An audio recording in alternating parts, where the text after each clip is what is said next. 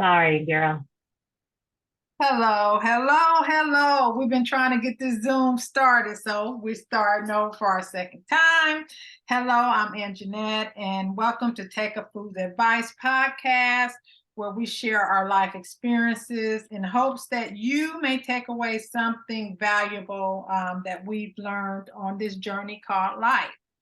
And today I have a very special guest. Um, can you introduce yourself? Yes, I'm Jewel Warfield Nelson, with Simply Jewel Health Services and Cosmetics. Thank you, Jewel. And today we're going to talk a little about essential oils and the benefits, if there are any benefits. Um, the reason I wanted to talk about this, this past winter, I had broke out real bad. I mean, like head to toe, I had broke out, and my allergies were horrible. Like when I was sneezing, it was hurting. And so my doctor did prescribe me some cream and some steroids to take. But then I started looking. I know everybody's saying, well, I started looking on the internet, researching, and it was coming up that essential oils can help with some of like my sinuses and stuff like that. And especially like, well, I'll just let Jewel, since she's the healthcare specialist, I'll let her, well, I guess educate all of us. Go ahead, Jewel. Okay, well, just for some things, essential oils are good. They've been around for thousands of years. And um, the thing is, anyone can look up essential oils, but if you're on medication, it's best to find out which ones work with your medications or the ones that don't work with your medications. So while some people usually will look up and they'll say, oh, I'll try this or I'll try that, it's still best because you have to be careful about mixing the properties of essential oils. And I usually say that it's good to have at least five different essential oils in your household. So one would be, well, the five that I would say are the best would be lavender, peppermint, tea tree oil, orange oil, lemon oil. Those are the five common oils. But excuse me, there's thousands and thousands of oils. So it just depends. And then you have to know how much to use or how little to use. You can't just like say, for example, um, if you're going to use a lavender tea, it has a lot of benefits, but you have to start out small and then increase your dosage or put it in your tea. It just depends. There's some that are ingestible and some you can just put on topical or at the bottom of the tea. That makes sense. And see, I was taking those steroids. I didn't think about that either, that it could have had some type of reaction to from me Yeah, using the steroids. Because the way yeah, I use them, and them oils you talk about is the oils that I use, but I have more. But just to I use it in an inhaler. So I use mine in a diffuser, not an inhaler. So it goes in the air and stuff like that. right. And then Okay. like I have put some like in my shampoo, like peppermint oil in my shampoo, things like that. But like you said, I don't know if I'm putting the right amount in there because I'm just putting some drops in there. Right. And you also need to know, like, what are you using it for? So peppermint oil, it's a vasodilator. So people that have, say they have migraines or headaches, they would use peppermint oil. You can drink peppermint, but you also have to know if it's one you can ingest or one you just put in your, like, atomizer that you inhale, you see. And like I said, it has a lot of different benefits. So you need to know if you're inhaling, or say, for example, peppermint. You've got leaves, you've got the flower, you've got the root, you've got bark, and you've got different species and different genuses. So they're all medicinal. So you just have to know which ones, what exactly, like, know what you need it for. And then you go from there. So yeah, people will look online to see, can I take a peppermint oil? Well, is it a therapeutic grade? Can you inhale it? Can you ingest it? These are the things you have to know before you start trying different things. Or you'll either, one, pay a lot of money for different oils, because certain oils cost. Yeah. Lemon oil, orange oils are the least expensive. But if you do a lavender oil, depends on what region of the world you get it from. It depends on a lot of different things. And So that's it's different types of lavender. So, you know, right. it's different types because they're grown in different places. But one of the most expensive oils that I bought was rose oil. Oh yeah, hundreds of dollars. Yeah, and yang yang, very expensive. Frankincense, very expensive. Some people use frankincense for that's not as expensive, and then the ritual healing frankincense can cost you hundreds of dollars. So that's why you have to know, what are you using it for? Is it like lemon oil? People with cancer, there's studies that show hospitals in California, they're using lemon oil instead of doing chemo or radiation, you Wow. know because there's so much to essential oils. And like we always say, some people take it scripturally. They say Genesis 1:11, we have all the herbs and and oils, uh, herbs that sustain us all, because it's been used thousands of years, well, for thousands of years. Yeah. So we just have to be mindful. We have to do our due diligence and check and make sure we know exactly what we're using the oil for. You mentioned tea tree oil. Tea tree oil is like a first aid kit. Like if you scrape your knee, you can put it on your scrape. People are putting it in their hair, because it's like what we used to use back in the day, like methylate, Yeah. you know. And so that's why people are using different oils. Orange oil you can use to clean in your house. If you notice, you're starting to see dishwashing liquid that has lavender or orange or lemon, because you can use those to clean, but it's a different species and genus. Whereas you can use orange oil and put a drop in your water every day, because it's antidepressant. It's good for weight management. So to know what you're using the oils for, to know which part of the oil you're using, and how to extract the oil. Some people extract them naturally. Wow. So, how do you know which oils are the kind that you can ingest? Well, it definitely needs to say therapeutic grade, because that's the one you can ingest. Some people make tinctures, and here we have different places where you can go and you can drink it, like, say, rose oil. Some people will drink the tincture and it helps them to be happy. It helps them to love. That's what some use rose oil for, but it has to be therapeutic grade. You can't ingest a lot of them. Orange oil, lemon oil, you can.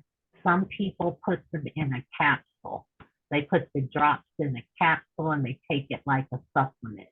Oh, So there's so many different ways you can use oil, but you have to at least know which one is best for you. If you're diabetic, um, you have to, well, it's best to talk to the doctor, or once you talk to the doctor, they give you the approval, because they have prescribed a medication. So because they prescribe a medication, you start again with a low dose and then work your way up. okay. Lavender oil, you can sip that in your teas, or just drink a lavender tea, which is the flower and the leaf. I put lavender in my diffuser at night by my bed, and it seemed to help me rest more. You know, Now, it's soothing. yes, that's lavender is to calm the spirit. And if you notice, I put it in my body butter because Yes, that's for people that need to relax. And then you have the orange and the rosemary, which is good. And that's for people that need energy. oh, okay. What is the eucalyptus for? What is eucalyptus? Eucalyptus is it's for thousands and thousands of years. They've been using eucalyptus for a lot of different reasons, but mostly cleansing, to cleanse the air. And that's a very good one. A lot of people like eucalyptus, and there's so many benefits. But Yeah, again, species, genus, and the region in which it comes from. You yeah. can put it in your hair. Yeah. And if you can mix different oils. So see, and it gives a different um benefit, let's just say, if you mix it different oils. So when you mix, like say for example, like I was telling you, the orange oil and rosemary. But see, if you remember, we eat a lot of these um, herbs, but a lot is the oil. So like say Thanksgiving is coming up. So we use thyme, we use oregano, we use sage. You Hmm. see, there's so many different um, species of sage. You have the white sage. People burn sage. There's so many different purposes, and that's why I like working with oils and different flowers and herbs and leaves because they all have a different medicinal purpose. Now, do you extract the oils? Do you do that? I have. Oh, I've done lavender, orange oil, like during COVID.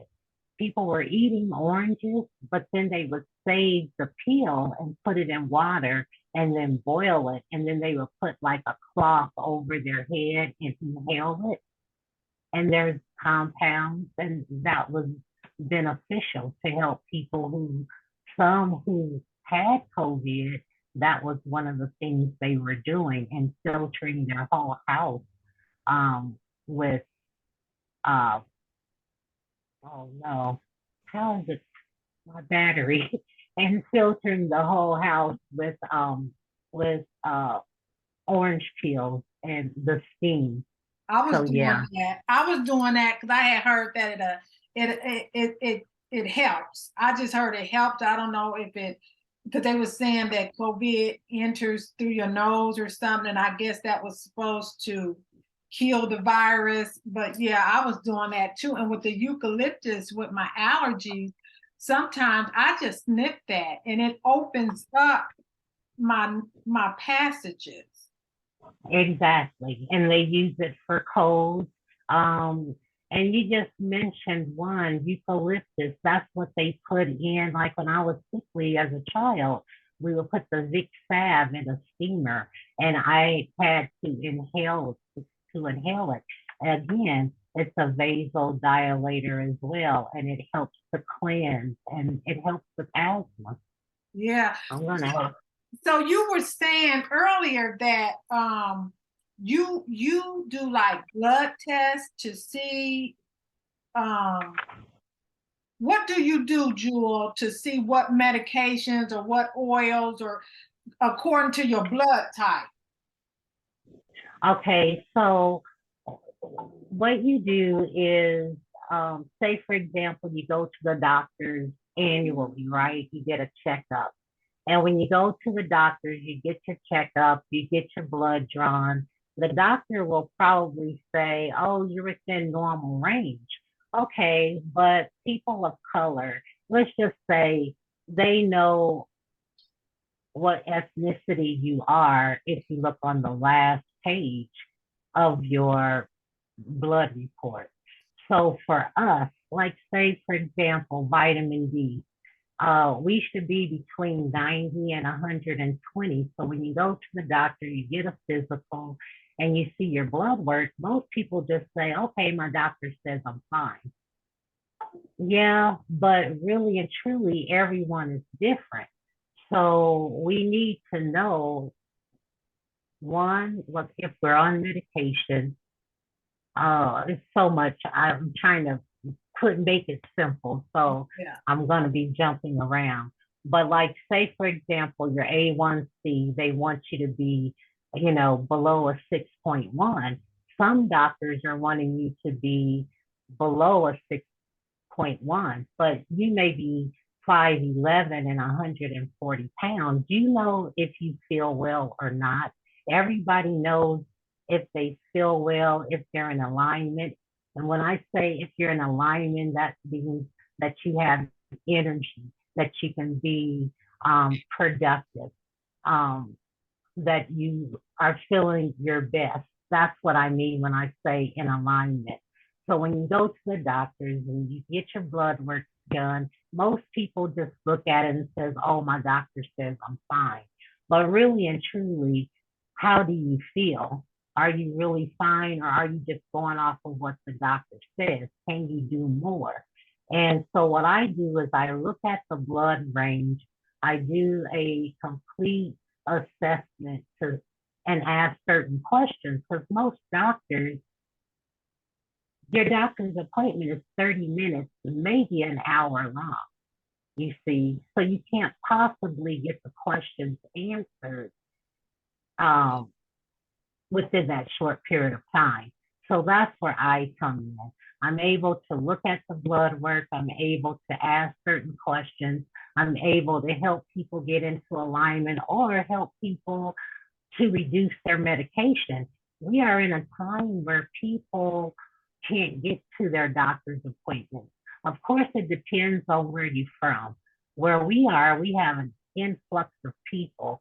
It may be 3 months, it may be 4 months before you can get into your doctor's. By then, if you're not used to asking your doctor's questions, or asking your doctor a question, you'll pretty much forget. So the next time you go to your doctor's appointment, you're like, well, the doctor says I'm fine. But for those that really want to get involved with their health and wellness, those are the people I usually come into contact with, and they say they want to make healthy choices, or they want to get off their medication, or they want to reduce their medication. And I help them naturally by using essential oils, teas, and a different modality, because everybody's different. No two people are the same.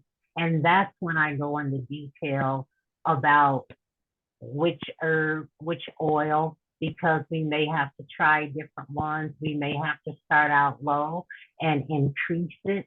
So it takes time when you do things naturally. You can't just go buy something and then you end up not using it because you're not getting the results that you want. And that's why people get frustrated and they end up putting it back on the shelf. Now, do you help people that live out of town? How do that work? If somebody wanted your services, how does that work? Yes. So we talk on the phone, and it's best to talk to a person. Like say if they get a membership, it's best to talk to them at least 3 times a week. Um, for 21 days because anything you do becomes a habit, right? So anything you do for 21 days becomes a habit. So that's what I try to do. I talk to them. I try to understand where their mindset is. I try to help them emotionally, spiritually, physically, psychologically, because if we don't get to the root of the problem, how are you going to help yourself? How are you going to be your best self? Because most people go back, they may reach their goal, but they're not consistent. So they go back to their old habits.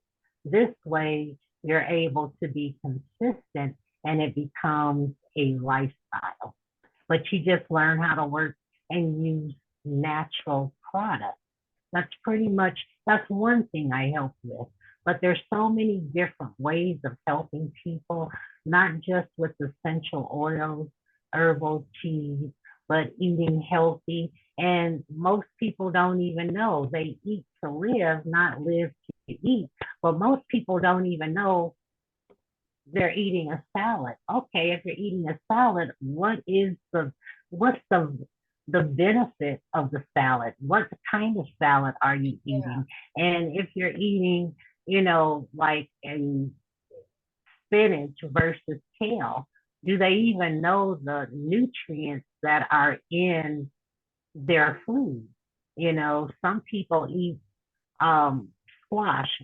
Some people eat um, say, for example, salmon. Do they understand that the salmon is omega-3? That's the essential vitamin that you need that our body doesn't produce.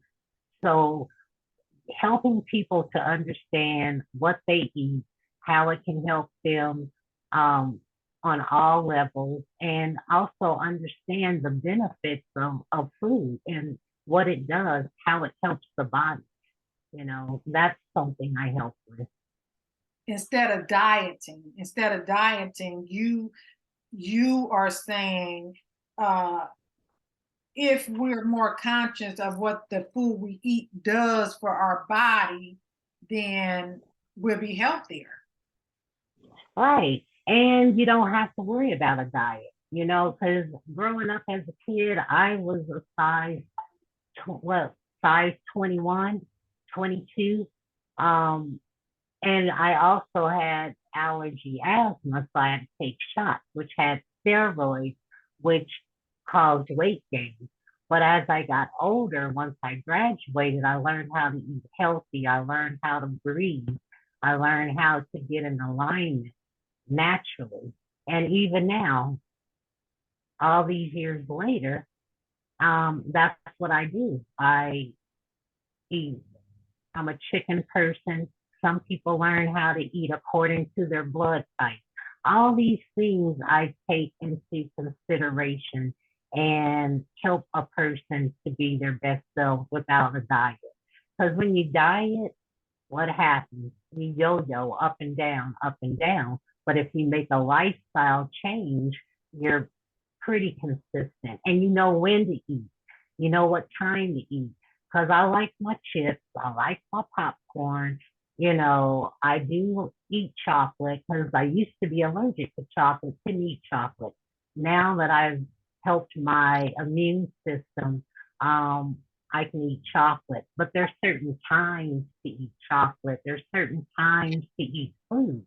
But once you learn how to eat your foods and what times to eat your foods, and you don't have to go without. You eat whatever you want to eat, So, pretty Jewel, much.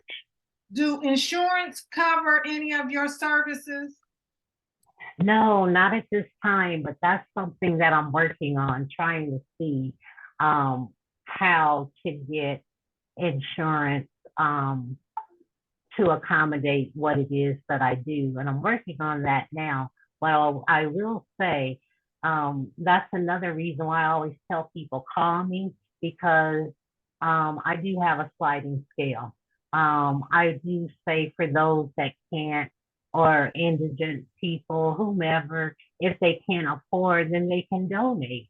But I need them to donate and I need them to be coachable because there are people out here that really can't afford, but they need the help. They want to make healthy choices. They want to do better. Yeah. They want their mindset and their perspective to change because we're in a changing world right now and people need to take control of their own life, not depend on, what what their doctor is saying. We've been conditioned to trust and believe our doctors, but now is the time to be proactive with your own health care. And I've gone with people to their doctor's appointments, and the doctor will say, "So what are we doing today?" As if they knew. Right. How are they supposed to know? They depend on their doctor. So sometimes I go in, I support, and I ask the question for the client because they don't know how to ask questions. They don't know what to say. All they know is that they've been going to their doctor for 20 years and they trust their doctor. But now we have to be considerate of the doctors because they're getting burnout themselves. They're misdiagnosing. They're misprescribing medication. That's a drug error. So we're not supposed to make errors. We're supposed to know that we know that we know, but we're only human, Right. So that's another element into the equation that I try to help with. Yeah. Yeah. Yeah, that brings my friend, a girlfriend of mine, she has Crohn's and she was going to the doctor. She had recently just had an MRI, and then she ended up in the hospital and has a drain because she had an abscess. And the MRI, I guess, didn't catch it, or the doctor didn't catch it. But when she was in the hospital, because she was in the hospital maybe a week, and they were saying this been here. This is nothing new. It's been going. It's been growing in you. Right. And a lot of doctors will do basic tests. Like, say, for example, you have hyper or hypothyroidism. Well, some doctors will only do like one test. There's more than one test. There's like three different tests. And so we have to rule out. And I'm not a doctor, but I work every floor in the hospital. And that's another reason why I say, you know, I some of us practice autonomy. Some of us notice we're the eyes and the ears of doctors. And so we have to pay attention to different things. That's something that we have to do is pay attention. And a lot of people work, they do 3 12-hour shifts, but they're not out in the community. They're not hearing what the people are saying, the questions that the uh, patients or clients have. They can't just call their doctor and get those questions answered. They have to wait for another doctor appointment. Whereas I come in and I'm able to connect with someone and get the questions answered or do the research. That's where my science comes in. I'm able to do the research and on a total different level. And so it's kind of hard for me to explain what it is that I do because everybody is different. And that's why I say I'm so broad. Excuse me. So I'm so broad. But one thing I can say, and I take pride in it, is that I have yet to catch COVID because I've learned to keep my immune system up. And I'm out in this community every day, Monday through Saturday. Um, some days are long, some days are short. Some people I have uh, access to where I can ask certain questions. And so that's why I like what I do because I'm just not stuck in a hospital doing 3 12-hour shifts, passing out meds, and documenting. I'm able to literally do community nursing on a total different scale. And you're passionate about it. You're passionate about it. You can tell. Yes, I love it. And Yeah, and because like I always say, people are like, well, you do so much cosmetology, nursing, and what's the science all about? But I didn't realize until as life went on that I'm dealing with the whole body. So internally, externally, I help people to feel their best, to look their best. Um, and that's something that we've been doing all along. You know, you can, it's, it's a, how can I explain it? It's a passion and a purpose in life. So yeah, my passion is the cosmetic industry, modeling, makeup industry, but my purpose in life is God given. It's something that is instilled in me, something that I can't always explain. yeah, And that's why I don't do a lot of lives and stuff because I deal with people on a one-on-one level. yeah, And that's um, personal, as well. yeah. Awesome. So, Jewel, how do people get in contact with you if they want your Okay, service? so simplyjewel.com. If you go to simplyjewel.com, I am it's a lot on there as well. I keep saying I want to funnel it down, but the best thing to do is go to simplyjewel.com. There's a form that you fill out on the upper right hand corner of the website, or you can follow me on all the social platforms. During COVID, I try to learn how to, what they say, age the different platforms.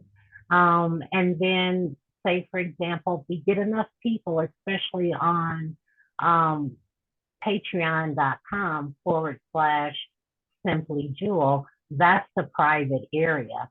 So, say for example, I'm doing one on ones right now with people, but if we get a group of people, we go to that private platform, and that's where we're able to go live behind the scenes for those that have the same disease, the same diagnosis, but they're learning things differently and they can share and support one another.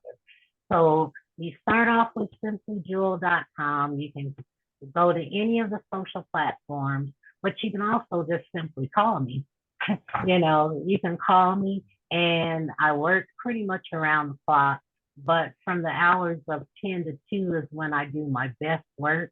But you can, book an appointment, and then I'll give you a 45 minutes to an hour free consultation. And then we just go from there and we decide, what disease, what diagnosis you have, and then how we can work with your doctor. Or some people don't have insurance.